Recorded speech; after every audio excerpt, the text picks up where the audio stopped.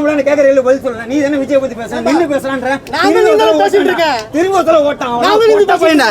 நீ எங்க ஓடுற? இங்க வா. நல்ல தலைவனுக்கு இடம் இருக்கு, வாய்ப்பு இருக்கு, வருவான்.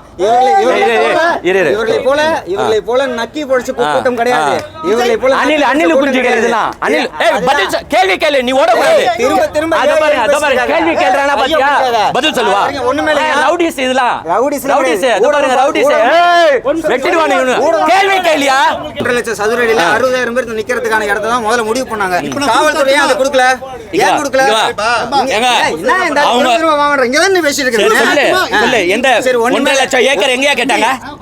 அவங்க மாவட்ட செயலாளர் கேட்டதே 2 பிளேஸ். லைட் ஹவுஸ் ரவுண்டானா உழவர் சந்தை. பதில் தான் சொல்றேன். புஷி ஆனந்த கேட்டுக்கோங்க.